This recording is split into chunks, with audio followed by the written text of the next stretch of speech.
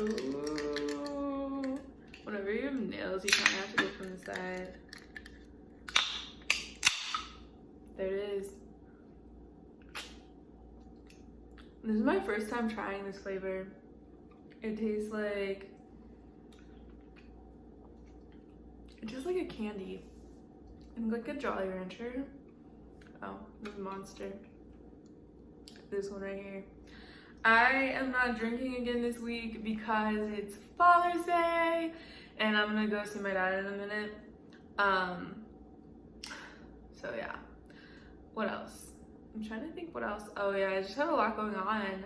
I've been so busy. It feels like I'm on a roller coaster that keeps going like up, up, up, and you know how it like pauses for a minute? So up, up, up, up, up, up, and I'm waiting for it to go down because I was working the 2 jobs and then I have so much 90 Day Fiance content to watch and create, and it's been a lot. I am going on vacation next week, so there will not be a video. I don't think. If I get bored, maybe, but probably not. If I do a video, it's probably gonna be 1 take, and that's it. So yes, but we're here for this week. I wasn't gonna wear this shirt, but I am, because I was gonna wear, okay, the t-shirt I was gonna put on, it was like, it said Dreamland, it was like glass animals, whatever, and it went to the upside down. I swear it's in a different dimension, because I grabbed it because I was like, okay, I might wear this, because I don't know, I was playing around with like different things to wear. Also, it's probably what I'm gonna wear to the restaurant. But yeah, so I was like, oh, I might wear the Dreamland, like whatever. But then I was like, oh, I don't know about with these pants. And then I tried on a tank top and it made me look too square because my shoulders are too broad. And then I'm like, okay, let me just wear Dreamland. And I can't find it. And my apartment's pretty tiny. So I'm just like, where the fuck did it go? I looked through all my piles of shit. Mind you, it's kind of a little bit of like organized chaos at the moment because I am trying to pack, but I didn't see it in any of that. I didn't see it in the bathroom, which is like literally 5 feet. I didn't see it in the closet. Like, I don't know where the fuck it went. So no Dreamland today. So anyways, let's get into the video. I'm going to be talking about 90 Day Fiance Season 9, Episode 10. And I'm also going to be talking about Love in Paradise Season 2, Episode 2. And I'm also going to be talking about Family Chantel Season whatever, Episode whatever. I think it's Season 5, Episode 2. And that's what's going to be up. So starting with 90 Day Fiance, Pat and Thesis fight over Thais. I know that's her name. I call him Roids and Thesis because like he's the one who was on roids. Anyways, Roids and Thesis fight over finances. Jabri's parents shift his mind on marriage. Benny enters the MMA arena. Bilal blindsides Shida with a talk of a prenup. Kara goes drinking without Guillermo. Emily reveals a wedding purchase she made in private. I thought it was a good I was entertained, I'm gonna say. So last week was kind of like, okay, whatever. The ones before are pretty good. This one's pretty good. I had a good time watching this. So starting out, Emily and Kobe, just gonna go around in order. Emily and Kobe. So they are leaving the farm finally, and they're like, okay, we're going to Rock City. I'm like, okay, what is that? I don't know what I thought it was. I think it was just, I thought in my mind it was like a nickname for a town they're going to, but no. It was literally just a pile of rocks that she took him to see, and she's like, everyone comes here and like takes pictures. It literally looked like SpongeBob, like when they're going to deliver the Krusty Krab pizza and they had all that like shit going on, and he's like, it's not just a boulder, it's a rock. Just a stupid boulder. It's not just a boulder, it's a rock. He said, who does that? Like just goes to like a pile of rocks and takes pictures. And then he says Americans are crazy, and he is not wrong. That town, I've said it before and I will say it again, is always like fucking overcast. Like the sun is never shining. And it looked like there was like a blue sky, but it was like a blue gray sky. Like it looked like the sun was like out, but it was like dim as fuck. It was like brightness down. I don't know what's going on there. You know it's bad if even the sun doesn't want to go to that town. Her family is over her shit. They go look at wedding dresses and it's like her sister and her mom and they're just like quiet and like, okay, all right. And Emily's talking about how like she already bought herself a wedding ring because she didn't like the one Colby gave her because he bought it on the street. And it's like, who the fuck cares? Like, it's a ring. Like, be fucking grateful. Like, it doesn't even matter. Obviously, that's what he could afford, so that's what he got you. If he could get you a ring pop and that's it, be grateful, bitch. But she's, like, stuck on this. And it's like, well, you don't have money either. Like, this is some bullshit. And I think it's pointless. I think it's annoying. And oh, and then she's like, oh, my parents agreed to pay for my wedding. It's like, they're literally sponsoring him and now they're paying for your wedding and you live in their house. Like, this is too much. You are 29 years old, girl. You have a kid. You need to prioritize and get the fuck out. I don't like her. And that's all that happened there. I thought she was being batshit crazy, but that is nothing new. Okay, Febreze and Moana, let's go. Let's go, let's go. I'm trying to get this done. Not because I don't like doing these videos. I love doing these videos. I just have a lot going on. And I kind of double booked myself. So, Febreze and Moana. So, he didn't finish the fucking album, obviously, because they were having like a tussle moment in the studio. And he's like somehow blaming it on fucking Moana. He's like, oh, well, you know, yeah, she's just getting in the way. Like, she's just too much. Like, blah, blah, blah. But it's like, bitch, you had another person from a foreign country fly in to live with you and your parents. So you're going to have to entertain that person. And anyways, I don't think she's like that much. Like, she was like, go to the studio. She wasn't there. She wasn't hanging around. She was doing her own thing. So I don't see the problem there. Unless there's stuff happening off camera, okay, that's fine. But on camera, like, she seems honestly fine. So his parents meet him for coffee, which is silly because they live together. And they're like, it just says something that we have to do this. And it's like, you could have done this at your house. Just tell Moana, hey, we're going to talk for a minute. I don't think she'll be listening in. If she is, okay, whatever. She's gonna find out this shit anyways when he tells her. So they're saying like she's controlling, and then that's another thing. Everyone this season is like calling their partner controlling, and it's kind of annoying because that is like kind of a form of abuse there. So you shouldn't just be throwing it around all nilly-willy. I think that, I don't know. I think it's one of those things like gaslight, gatekeep, girl boss, where people, it's like a buzzword, like controlling, like whatever.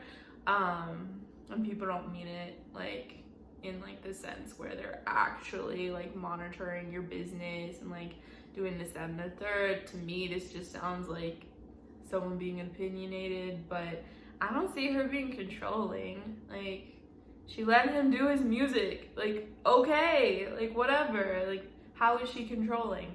She's the one who's supposed to conform and live on a fucking farm, yo. So I don't see how she's the controlling one.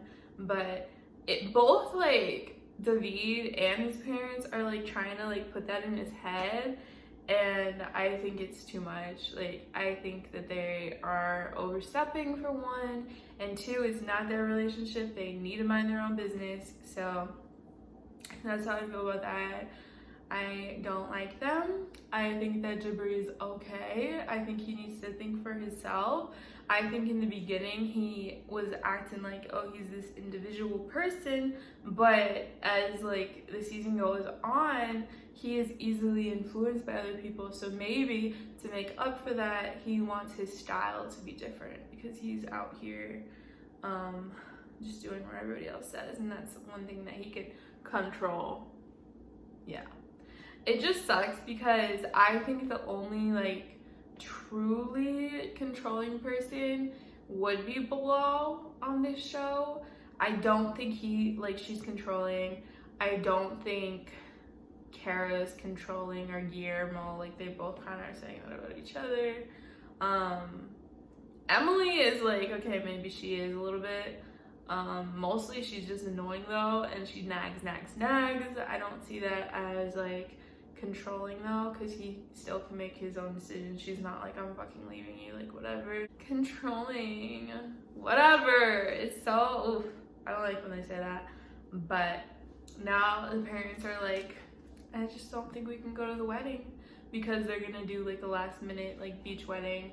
And you're just, he fucking told Moana that she is gonna come to the United States, they're gonna live in California, they're gonna get married on the beach, and then she comes and she has to live with his mean mom. And they're in South Dakota and there's dead as nothing there. I told you guys, I live in North Dakota and it's the better Dakota, so I don't know what they're doing down there, nothing, because there's nothing to do.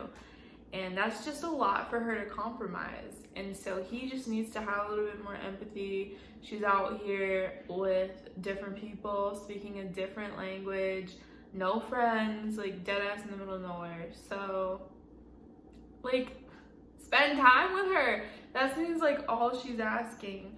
And I don't know. I know people have their opinions about her, and her like style and look and fashion, but if you throw that out of the way, she seems like a fine person. She does seem intelligent and she seems reasonable enough. And then so the parents are like, it just makes me so sad. Like, they are gaslighting for real. They're the controlling ones. They're like mind controlling. But he is an adult and he can speak for himself and he is living under the roof. So I think the best thing to do would be for him to get the fuck out at this point. And they're just being assholes about the whole situation. So then he goes to Moana and he's like, well, see, I just don't think we should get married right now. I think we should put it off. And she's like, what the fuck? Like, I'll leave your ass if that's the case, because I came over here on the visa and I was expecting you to get married. And now what? I'm gonna go back to Serbia and then we're gonna have to do the whole process over again. And that makes sense, because why have her over if you're just gonna back out like that 1 month before you're supposed to get married? I get it. I think that they should take more time. I don't think this couple right here should get married.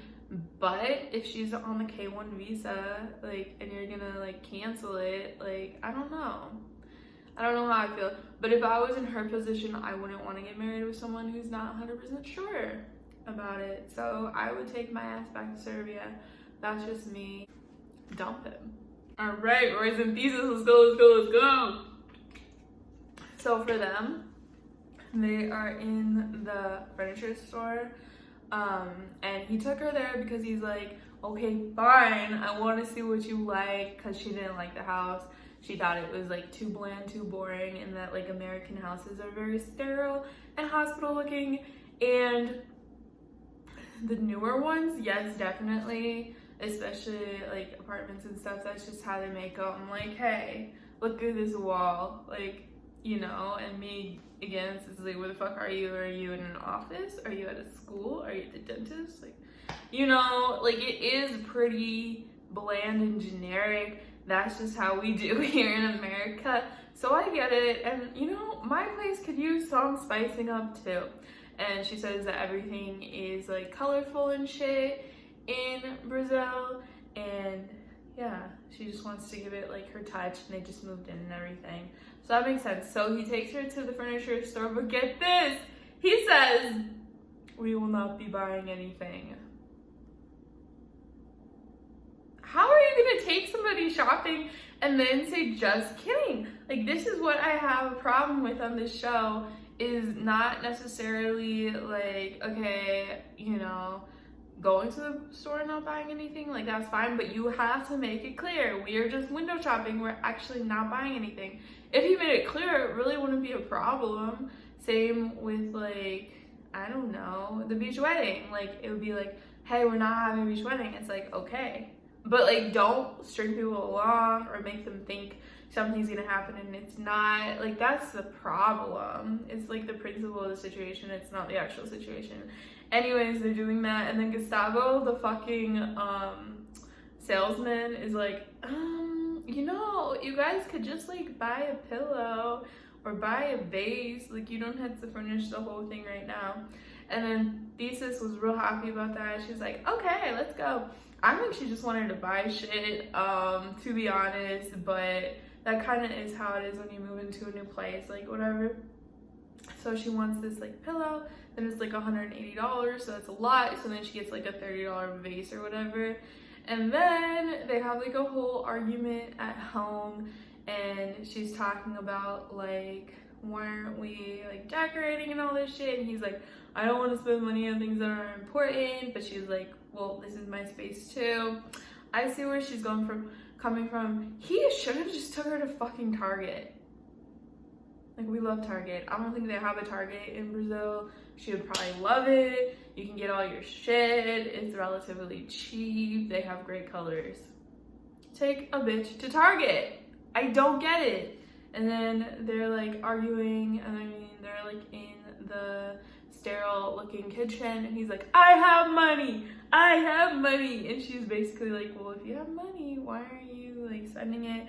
And then he like slams his card down on the table, and he's like, spend it, take it, I don't care. And then she's like, hey, I'm done with this conversation. So that's what's going on there. Now, she was also throwing out the he's controlling. Maybe he's controlling his pocket, but he ain't controlling you, girl. Like, you can't call everybody controlling. And then she's saying that, okay, maybe my dad's right. Maybe American men talk to Brazilian women for just one thing, as they always say. Maybe he's trying to take advantage, like whatever. I don't get that vibe from him. I think he's just very, maybe set in his ways a little bit, and he's very conservative with his money. And he keeps talking about his fucking childhood, but there is trauma with being poor, because then you have money, he feels like you don't. That kind of happens in my family, like they have money, but they feel like they don't, so they have to save it. They don't want to touch it. You buy not expensive things, even though you can afford more, you just keep it, keep small. And so anyways, that is kind of like from my own experience. But he needs to stop bringing up his childhood every single second of every single day. This isn't Dr. Phil. Like, we move on, because this isn't what this show is about. Okay, so Shida and Bilal, they go to Atlanta. My phone's on 10%. We really gotta. So they go to Atlanta to see his sister, and his sister is gonna help with wedding plans. Shada really likes his sister. She's like, I love her. She's like a big sister, whatever. Sister doesn't feel the same way. It's so sad. Because in Shada's interview, she's talking about how, like, love his sister. She's a great person. But the sister is still very, like, suspicious of her. So the sister, well, they're basically talking, like, whatever. And, Shida is like, okay, but we have this problem where, like, he's constantly, like, nagging, constantly, like, lecturing. We don't, like, get along. And she's like, oh, that's not like Bilal. Like, he's not like that. Like, blah, blah, blah. And it's like, girl! Gaslighting you, girl vibes. Oh, my God. And so she's like, okay, what? And then the sister's like, oh, well, you need to, like, sit down with him and, like, learn about everything he doesn't like. And it's like, what about everything Shida doesn't like? Like, nobody's listening to her. Nobody. It's so sad. It is so sad. And she needs to get out, but I know she's not gonna. I don't know why women settle for less. Like, it just fucking sucks, but what you gonna do? So that happens. Bilal brings her on a fucking Ferris wheel and then tells her while they are mid-air that, hey, we gotta get a prenup.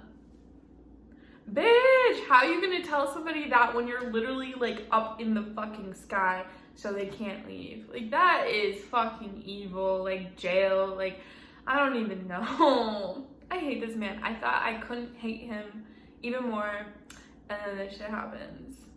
What are we doing? So he says that, and then she's like, no.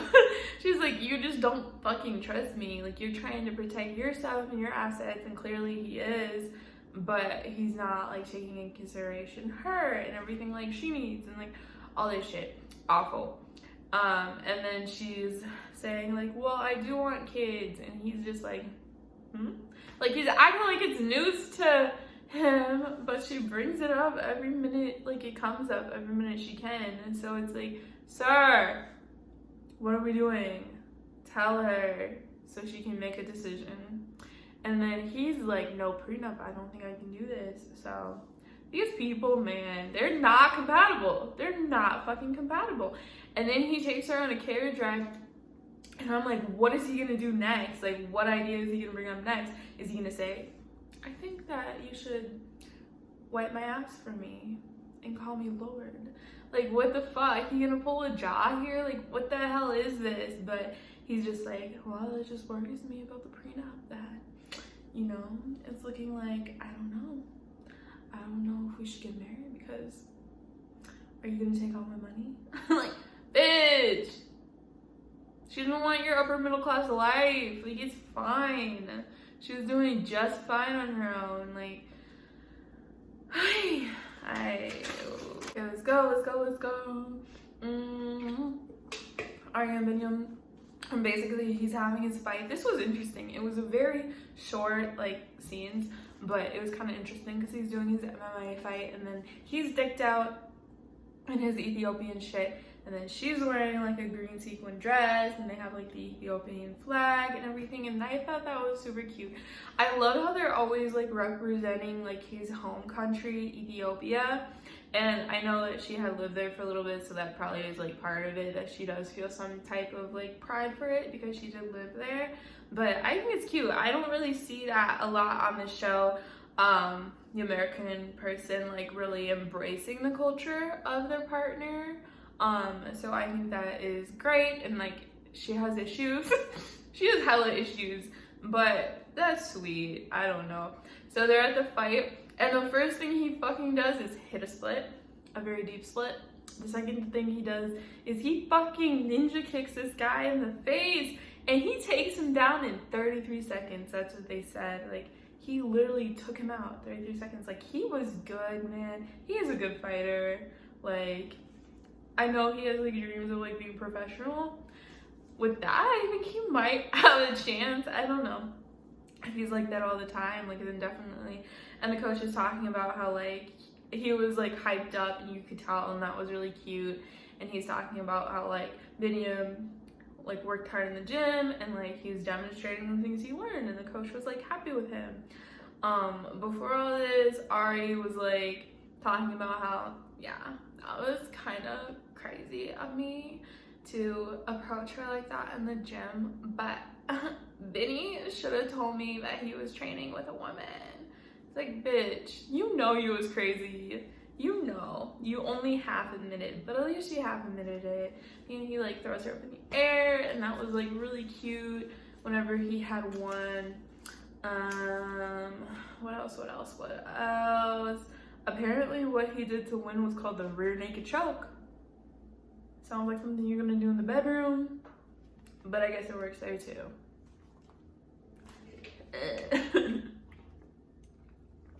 Karen Guillermo. So this is the same as every fucking episode. Every fucking episode, she goes and drinks outside in the middle of the day because she really doesn't have a job. She says she has a job, but she don't have a job, with her guy friends. Like, she doesn't say it, but you know she's one of those girls who's like, my guy friends. I'm only friends with guys because girls are too dramatic, and meanwhile she's like a fucking bully. That's Kara. Like, that's her. 110%. I will fucking bet my left lung on it. That's her. So this one seems gay, but like still she is ridiculous. And then that's that's all that happened with her. I had to unplug my light to plug in my phone, so it is what it is, whatever, this is fine. So Love in Paradise, I love Love in Paradise. I think that this cast for Love in Paradise is better than the 90-day cast. So if you're hesitant of like watching Love in Paradise or you've never seen it before, it's produced the exact same way as 90 Day Fiance. It has the same quality as a regular TV show would have. It's just on the Discovery Plus ad. I think they do it as like an incentive like to get Discovery Plus. And it works because I love it. So anyways, that's this show. So basically, first couple we're gonna talk about Johan and Danielle. So basically, they had met up, I think, right? Hold up. Yeah, they met up. And first she goes to see her spiritual advisor. She's part of this like African religion that I'd never heard of before. And like they told her to not wear black anymore and like wear white and like colorful clothes, and now she feels better. They told her like that she needs to like plant a banana tree when she gets there. It'll be interesting if she actually does that. I would love to watch her do that. So we'll see about that. But she gets there and she's like saging like the hotel room or like wherever they're staying, and then she like brings it over him, and I don't know, it was funny. I would do some shit like that. And then they're just like meeting and like talking, and now she's trying to have a kid with him, and he's like she's like, well, you know, we have to do this in the next 2 years because like I'm getting old. And he's like, he says, nunca es imposible por Dios. Leaving it up to God.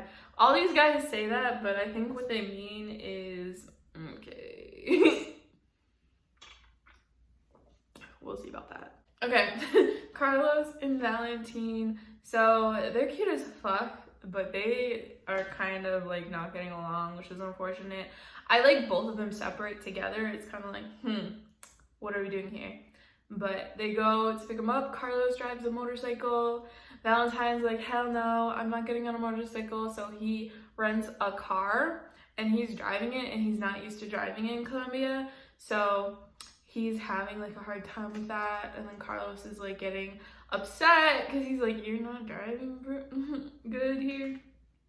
And then he's getting mad at him. And then whenever Valentine's friend said that like they're both hot-headed, that might not work, she was right. She was right. I'm definitely seeing that right now from the get-go. And then they go to his hotel. I think their guys are staying in hotels. That's what it seems. Yeah. They go to his hotel, and Carlos had got him champagne. And so he's like, oh, you know, I don't drink, like, whatever. Carlos is like, oh, okay. And they do the toast, and then it was alcohol. And what's his name? Valentine was really not okay with that. He's like, alcohol like destroyed my family, like blah blah blah, I can't be having that. And Carlos thought that he meant like he doesn't go out and drink, he doesn't get drunk, but on occasion, you know, like whatever, like a lot of people. But he didn't mean that. And then he got upset that he was making it into a bigger thing, and I could see that. But it is good that Valentine was like explaining why.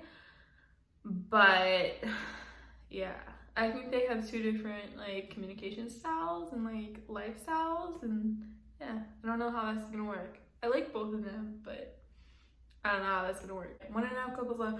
So all that happened with Ariana and Sherlon was she came back up and said that her Viking baby Odin has never met his father, and so they're gonna like do that. And Sherlon is not 36 years old. That's how old he says he is? Yeah, he says he's 36. That man is not 36. He looks like he's 50 at best. Like, he looks so old. I just don't know why he'd be lying about his age like that. But okay, maybe because she's only 26, so they thought like, okay, 10-year difference, like that's fine. But if he's like older than that, maybe not. I don't know, but he is not 36 years old. No way. And that's it. That's it. They didn't do anything. Yeah. Besides, he's not really feeling her, which is unfortunate. But, yeah. Okay. Abby, Gabby, and what's his name? Frankie? Abby, Gabby, and Frankie. So this is our throuple, but they don't want to be a throuple. So Abby and Frankie really hit it off. They've been talking on the phone, and they want to get married. They want to be a couple, just the two of them. They want to like kick Gabby to the curb, which is very unfortunate because she seems really sweet. And she's talking about how like, I'm gonna make a painting for him when he comes, like as a gift. He's very humpable. That's what she said, which is very funny because she was speaking in Spanish and they translated it to humpable. So I just don't know what she actually said, but that is very funny. And they're talking about how like usually like they'll bring a guy in for like a one-night stand, but they've never like entertained like a relationship or anything of that nature. And it's so sad, but our producers are doing the damn thing. So first we had an interview with Gabby, and she's talking about how like, oh, she really likes Frankie and she wants to get to know him, and she's happy that they have him in their relationship and all that shit. And then we have Abby saying that like, Frankie's mine, I want to be with him, I don't want to be with Gabby anymore. And then we have Gabby saying that usually like when you bring a third person in, it causes drama and then it could break people up, but not Frankie, he's not like that. And then Gabby is back to like, sorry about her, but we gotta go. So that's very sad, very unfortunate, but I would like to see how it turns out. But I don't want Gabby to get hurt, but she's gonna get hurt either way. That's so sad. And then she's talking about how like she doesn't speak English, so they can be talking about whatever and she doesn't know what they're saying because she doesn't speak English. And she said that was a concern for her. And it's so sad because Abby's like, yeah. And now she wants to get on camera after that and say like, I feel so bad, like I want to make things right. It's too late, bitch. It's too late. So that was Love in Paradise this week. It was really good. I love watching it. I kind of like that those episodes are shorter. They're only like 45 minutes long, because if they were any longer, like, you know, it'd be like a whole nother hour to watch. And I don't know. I think they keep it short and sweet, and that's why it's more entertaining, because they have to pack it into a 45-minute episode. All right, final leg of our journey. Family Chantel. I love the Family Chantel. They feel like they're my family. I just love them so much. Like, they can adopt me. Like, that'd be fine. So I'm gonna talk about Winter, and then I'm gonna talk about Pedro, because that's kind of like the two main storylines going on. So Winter had the surgery. She had the gastric sleeve. I don't know. It was like interesting to see a video of, even though it was like kind of nasty, but like see the process that really went on in there. It's not like a surgery where you're all of a sudden gonna be like skinny, lose weight, like whatever. It's like a process where it like is with your like insides and then over time it just like makes your stomach small. I don't know what it does, but it makes you lose weight. She was on Instagram and she looks great, and she calls her fans Butterfly Gang because she like turned into a butterfly, and I love that for her. She seems a lot more confident now, and happy, and you know, I hope she is, you know, besides social media and all that. But she posts a lot, she's super active, go follow her. Yes, but yeah, I'm happy for her. She got the surgery. She was worried though. She was worried that her personality is gonna change like when she loses weight, because that had been her identity for a while, is like being like plus size and like all that shit. But from looks of it, it looks like she's doing fine. And yeah, they're telling her like, oh, you know, whatever. And so she gets the surgery. It was really scary because they're literally cutting in her insides. That's scary. But luckily she made it out. The facility looked really nice in Mexico. It looked like legit. The one thing is that they let Chantel and Karen in to like see, which is not how it is in the United States, but I mean, I don't see why not. Like, they're there as long as they're not like distracting. But yeah, that was cool. And then they're waiting, and then she gets out, and then they FaceTime her dad while she's like half asleep. And she's like, I love daddy. It was like kind of funny. And then she tells Masoma about it, and he's supportive. He's like, you know, live your life, queen. I like that. Like, he seems sweet. I hope he's real. Yeah. And then I think that's it. They were so sweet though before. Like, this is like a softer side of Chantel. Like, she's getting Winter all ready, make sure she's comfortable. And Winter was like freaking out with like the IV and all that shit. And like, Chantel was really there for her, like hugging her, like showing her love, which was so nice. And Karen was there for her. And they just seem like they're really sweet people, supportive, which you love to see. And you can tell they never like pushed her to get the surgery. It was really like her who wanted to do it, which is great. Yeah, because I think they would support her either way. So yeah. So anyways, Pedro and River were putting together some furniture, and they're getting along now, drinking some beers. Like, who fucking knew after that fight? But they're doing good now. We love to see it. And basically, River is stoned 24/7. Like, he's dead ass like Snoop Dogg, like, but it's all good. It's all good. And he's talking about how like Megan literally dumped him, and now he wants to like do his own thing and like move out and like really, you know, get it together, step it up. And I love that for him. Pedro's saying though that like in the DR, like they don't move out until they get married, so that's weird to him. But like in America, that was like standard, you know. So love to see it for him. And then Pedro is with his work friends, like they're a Latino gang over there, and with the white chick, I don't remember what her name was, but she was just happy to be there. She was the only one.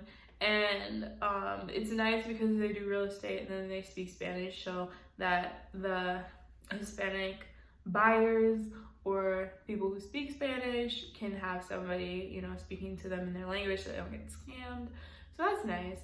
And it looks like a fun group of people, but they go to drinks and Chantel was like, I just want to know where you're at. Apparently she doesn't like them, which is like whatever. She doesn't seem very social to me, so I'm not surprised. But then they ask him, they're like, when are you gonna have kids? Like, you should have kids. And it's like, guys, it's 2022, we don't ask that question. Next. So annoying and unnecessary. But that was Family Chantel. Love it. Can't wait for tomorrow. New episode's up. So I'm excited. That was this week. I have to go. Thanks for watching, and I'll see you soon.